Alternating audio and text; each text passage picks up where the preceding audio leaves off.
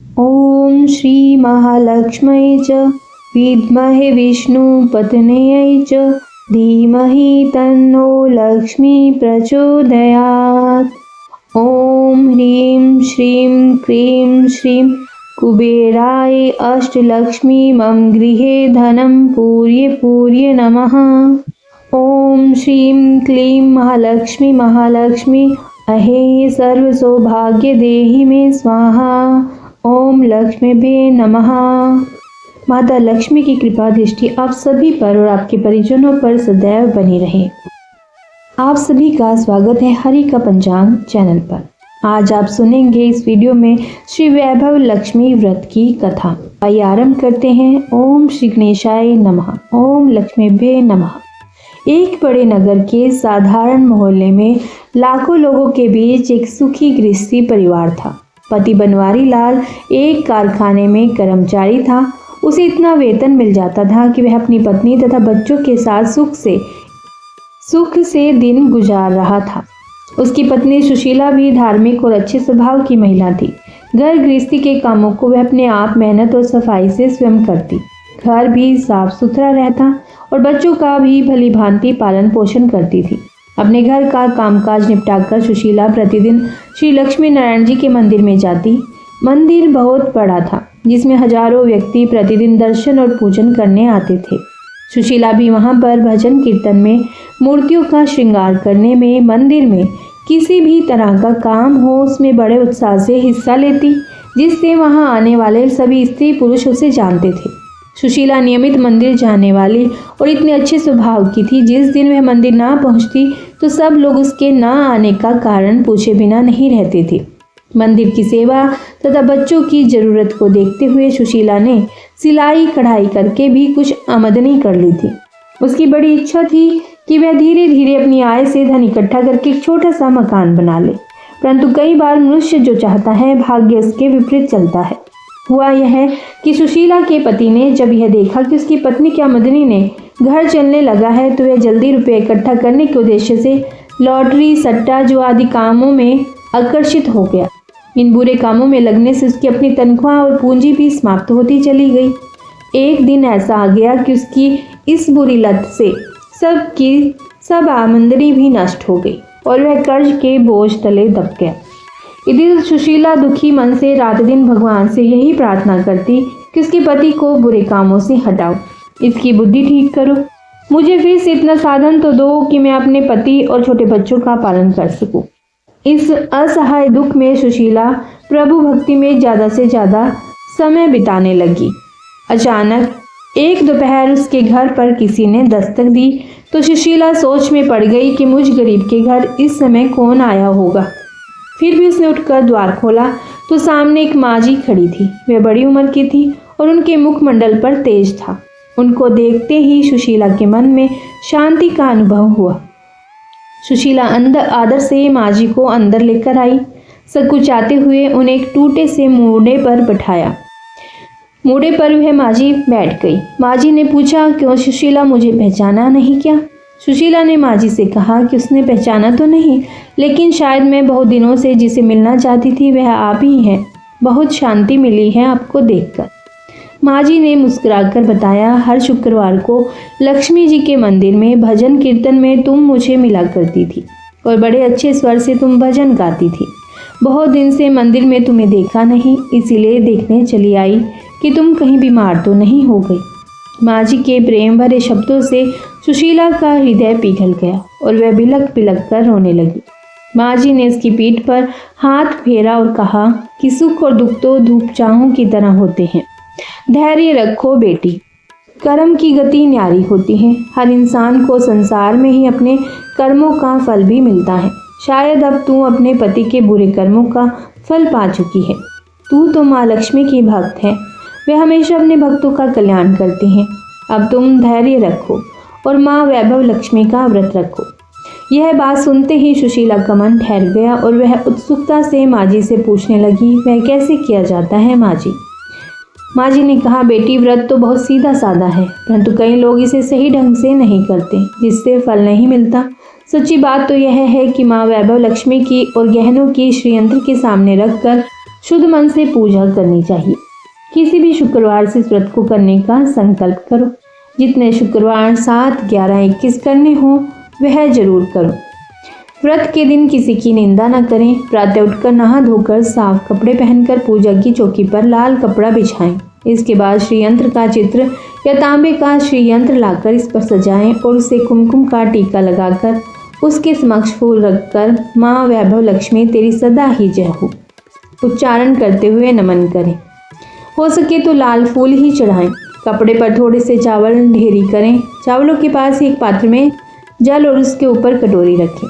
कटोरी में एक सोने या चांदी का गहना रख दें या नकद रुपए का सिक्का रखें। इसके बाद घी का दीपक जलाकर धूप, अगरबत्ती, बताशे, फूल से पूजा करें। कटोरे में रखे गहने को हल्दी कुमकुम का टीका लगाएं। कोई मीठी चीज लाकर उसका प्रसाद रखें। ना हो सके तो गुड़ रखें। यदि कर सके तो आटा घी में भूनकर उसमें केला काटकर मिलाएं और उसे प्रसाद की तरह सबको बांट दें।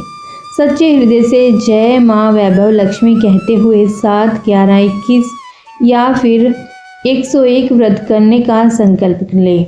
तब उतने ही शुक्रवारों को इसी प्रकार से व्रत रखें। प्रत्येक व्रत की शाम को कटोरी में रखा गहना या रुपया संभाल लें। थोड़ा सा प्रसाद स्वयं भी लें और माँ वैभव लक्ष्मी को याद करते हुए अपने मुंह में डालें।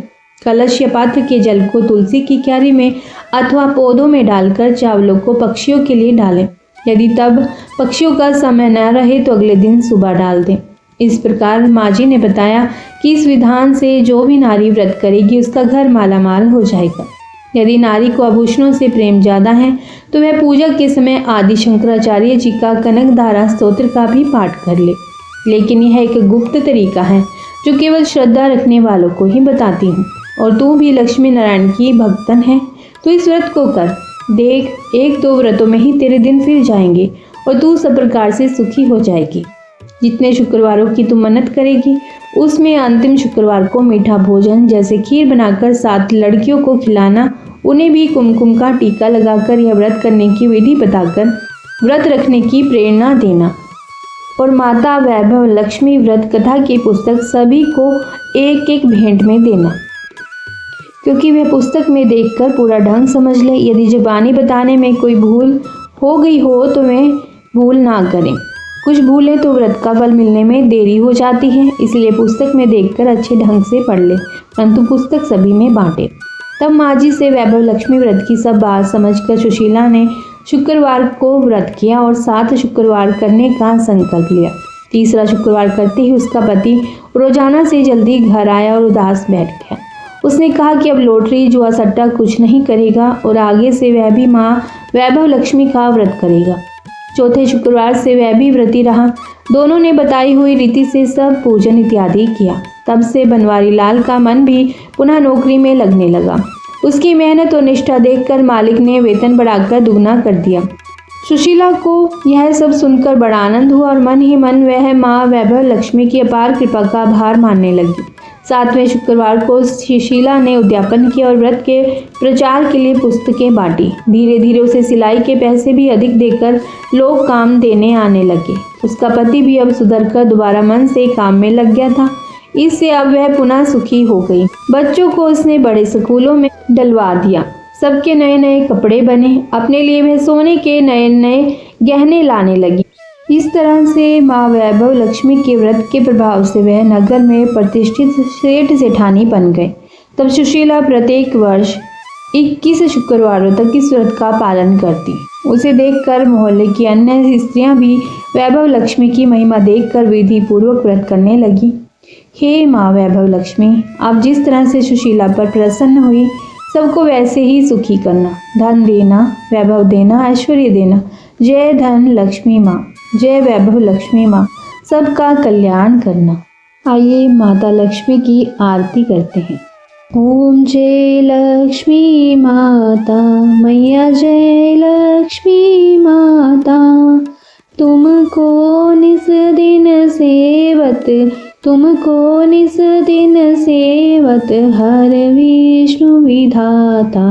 जय लक्ष्मी माता। ओम रमा ब्रह्माणि, तुम ही जग माता, तुम ही जग माता। सूर्य चंद्रमा ध्यावत नारद ऋषि गाता ओम जय लक्ष्मी माता।